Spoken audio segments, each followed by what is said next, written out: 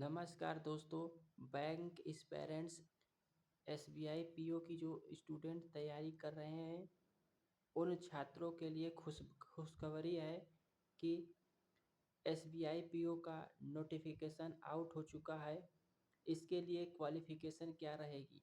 तो इसके लिए जो क्वालिफ़िकेशन है बैचलर डिग्री होना चाहिए, कोई भी स्ट्रीम हो, चाहे बीए, बीएससी, बीकॉम कोई भी स्ट्रीम हो, आपका बैचलर डिग्री होनी चाहिए। यदि आप फाइनल ईयर में हैं, लास्ट सेमेस्टर चल रहा है ग्रेजुएशन का, तो आप फिल कर सकते हैं। इसके लिए आपको कम से कम आपकी एज 21 वर्ष होनी चाहिए और 30 वर्ष से कम होना चाहिए। हालांकि इसमें उम्र में छूट दिया गया है कैटेगरी वाइज। यदि आपका जन्मतिथि इतने डेट से और इतने डेट के बीच है तो आप फॉर्म फिल कर सकते हैं। तो दोस्तों आइए जान लेते हैं कि एग्ज़ाम पैटर्न क्या होता है। तो पहला फर्स्ट फेज होता है प्रीलिम्स होता है जो कि क्वालिफाई होता है, सेक्शनल टाइम होता है, कट ऑफ नहीं होता है। दूसरा स्टेप होता है मेंस होता है, तीसरा इंटरव्यू होता है। आइए डिटेल देखते हैं प्रीलिम्स एग्ज़ाम के बारे में कितना क्वेश्चन आता है। तो इंग्लिश में नंबर ऑफ क्वेश्चन, कुल क्वेश्चन की संख्या 40 होती है और क्वांट में 30 क्वेश्चन होते हैं, 20 मिनट के होते हैं और रीजनिंग में 30 क्वेश्चन 20 मिनट के होते हैं। सारे क्वेश्चन मिला कर के आपको 100 क्वेश्चन होते हैं, 100 नंबर का होता है। सबसे खुशखबरी यह है कि इसमें सेक्शनल कट ऑफ नहीं होता है। प्रीलिम्स में सेक्शनल कट ऑफ नहीं होता है। आप चाहें तो मैथ और रीजनिंग के दम पर अपनी प्रीलिम्स को क्वालिफाई कर सकते हैं। आइए अब देखते हैं मेंस एग्ज़ाम में क्या क्या आता है।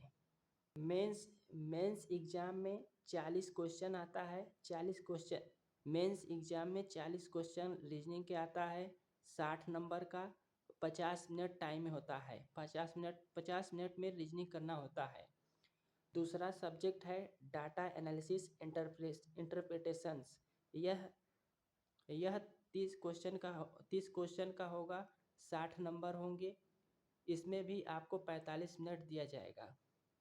वही हम जीए की बात करते हैं तो जीए में 60 क्वेश्चन होंगे, 60 मार्क्स का, 45 मिनट का। अब इंग्लिश की बात करते हैं तो इंग्लिश में 40 क्वेश्चन होंगे, 20 मार्क्स का। देखिए जिसकी इंग्लिश कमज़ोर होगी उसके फ़ायदा होगा, क्योंकि इंग्लिश का नंबर कम है। 40 क्वेश्चन 20 मार्क्स का, लेकिन टाइम 40 मिनट दिया गया है। इसमें आपको 170 क्वेश्चन देखने को मिलेंगे जो कि टोटल 200 मार्क्स के होंगे और आपको समय 3 घंटे का दिया जाएगा। डिस्क्रिप्टिव पेपर कम्युनिकेशन स्किल्स के आधार पर आपका डिस्क्रिप्टिव पेपर होगा, जैसे कि आप हिंदी लैंग्वेज चूज करेंगे या इंग्लिश चूज करेंगे या जिस रीजन में आप फॉर्म भरते हैं वहाँ की भाषा आनी चाहिए। उस पर आपको डिस्क्रिप्टिव लिखना होगा। डिस्क्रिप्टिव के लिए आपको 3 टॉपिक दिए जाएंगे। पहला मेल से संबंधित होगा और दूसरा सिचुएशन एनालिसिस से होगा और तीसरा प्रिसाइज राइटिंग, रिपोर्ट राइटिंग लिखना होगा।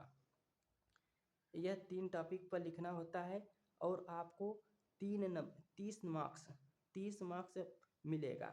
30 मिनट में लिखना पड़ेगा। दोस्तों यहाँ पर मैंने आपको खतरा क्यों लिखा है? खतरा इसलिए लिखा हूँ कि इसमें सेक्शनल कट ऑफ है। मेंस एग्ज़ाम में आपका सेक्शनल कट ऑफ है। सेक्शनल कट ऑफ को आप क्वालिफाई करेंगे, फिर उसके बाद आप जो कैटेगरी वाइज फाइनल से कट ऑफ भी पास करना पड़ेगा आपको, तभी आपका सिलेक्शन होगा। तो आइए देखते हैं कि प्रीलिम्स और सबसे महत्वपूर्ण बात ध्यान में आपको रखना है कि प्रीलिम्स और मेंस दोनों एग्ज़ाम में नेगेटिव मार्किंग है। मतलब कि आप हर गलत क्वेश्चन पर आपका नंबर काट दिया जाएगा और सही अंक में आपका घटा दिया जाएगा उसमें से।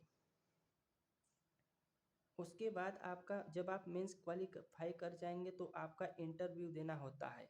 इंटरव्यू देने के लिए आपको ग्रुप एक्सरसाइज होता है जो कि 20 नंबर का होगा और इंटरव्यू 30 मार्क्स का होगा। कुल मिलाकर के 50 मार्क्स दिए जाएंगे इंटरव्यू में। आपको यह ध्यान देना होगा कि प्रीलिम्स एग्ज़ाम है, क्वालिफाइंग है, इसमें कोई सेक्शनल कट ऑफ नहीं है। और जो मेंस एग्ज़ाम है इसके आधार पर आपकी मेरिट बनेगी। यहाँ पर सेक्शनल कट ऑफ भी है, आपको सेक्शनल कट ऑफ और को पार करना होगा तभी फाइनल लिस्ट में आपका नाम आएगा।